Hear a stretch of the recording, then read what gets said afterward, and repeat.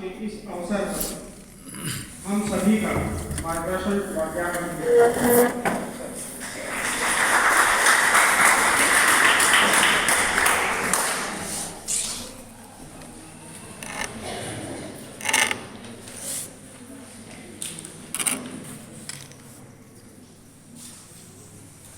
धन्यवाद संचालक महोदय, डॉक्टर रमेश जी, मंच पर उपस्थित हमारे अग्रज professor Indu Prakash ji, professor Sudhir Kumar Singh ji, doctor Arvind Pratap Singh ji, सामने बैठे हमारे सभी प्राध्यापक बंधु, प्रिय छात्र और छात्राओं।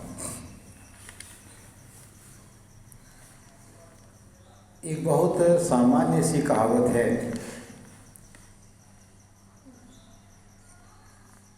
कि जो भाव आपके मन में है वह सामने वाले तक आप पहुंचा दें, और सामने वाले के मन में जो भाव है वह आप तक पहुंच जाए।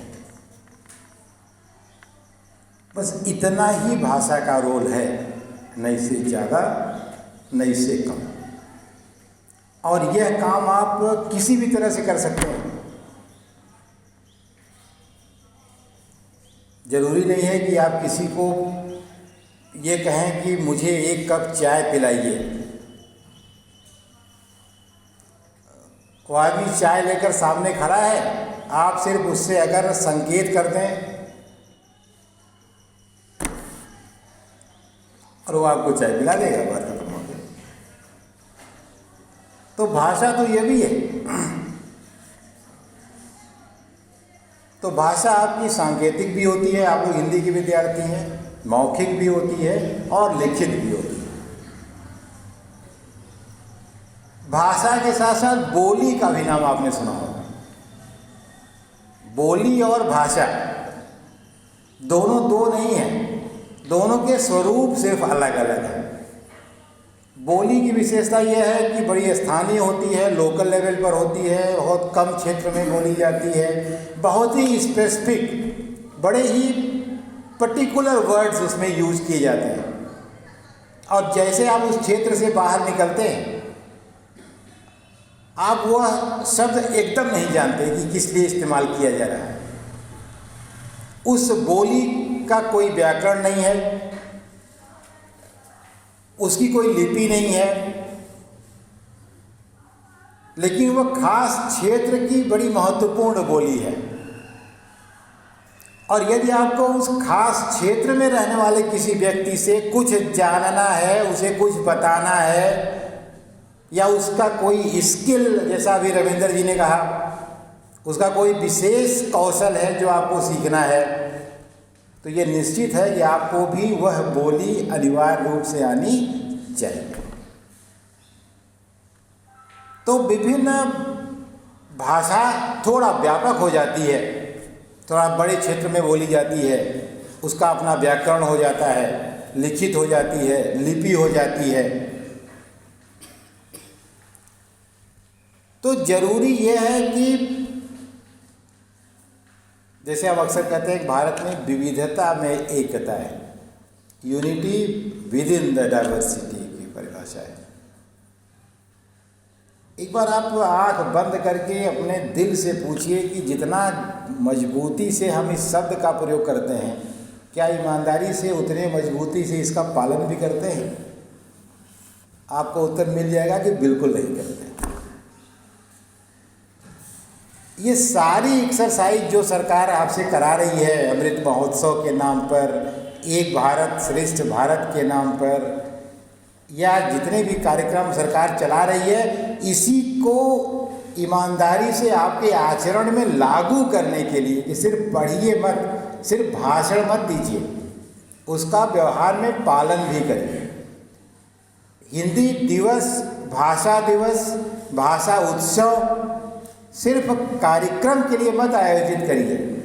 आज ये शपथ लीजिए ईमानदारी से कि आज के बाद किसी भी भाषाभाषी क्षेत्र में किसी के भी प्रति न दुर्भावना रखेंगे, न उसकी भाषा को छोटा समझेंगे, न अपनी भाषा को बड़ा समझेंगे।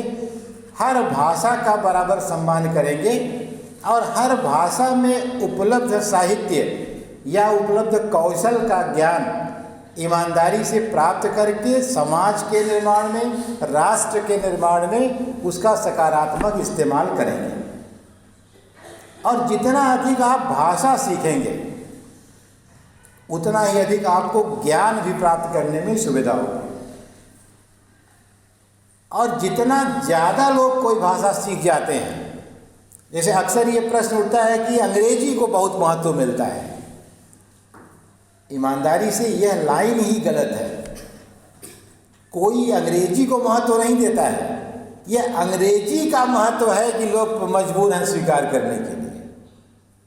तो जब तक अपनी भाषा को आप इतनी सशक्त नहीं बना लेते हैं, अंग्रेजी आप इसलिए नहीं सीखते कि आप पर अंग्रेजी थोपी गई, अंग्रेजी आप इसलिए सीखते हैं कि बिना अंग्रेजी के आपका कोई काम नहीं चलता है। तो अगर आप ऐसी भाषा जान जाते हैं या अपनी भाषा को इतना समृद्ध कर लेते हैं तो भाषा को सर्वत्र स्वीकार्यता अपने आप मिल जाती है। तो आप हर भाषा के प्रति सद्भाव, वास्तव में ये सद्भाव दिवस है।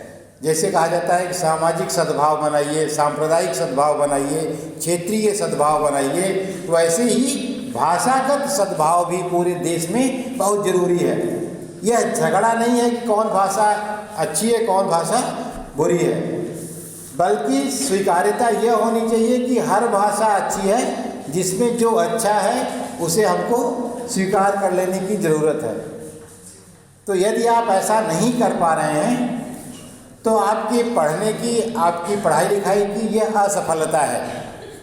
इसलिए आज इस दिन जो हम यद्यपि किसी बहुत मशहूर कवि के जन्मदिन के रूप में इसको मना रहे हैं, लेकिन उद्देश्य हमारा यही है कि हम भाषा के प्रति सद्भाव पैदा करें, अपने मन में अच्छे विचार पैदा करें और अधिक से अधिक भाषा सीखने का प्रयास करें, ताकि हम न उसके महत्व को समझ सकें बल्कि उसमें उपलब्ध साहित्य का अपने लिए, समाज के लिए, राष्ट्र के लिए, आने वाली पीढ़ी के निर्माण में उसका सक्रिय उपयोग कर सकें। इसी के साथ एक बार फिर से यह कार्यक्रम आयोजित करने के लिए इस आयोजक मंडल को, अपने सभी प्रिय छात्र छात्राओं को हृदय से साधुवाद देते हुए, धन्यवाद देते हुए मैं अपनी बात समाप्त करता हूँ। जय हिंद।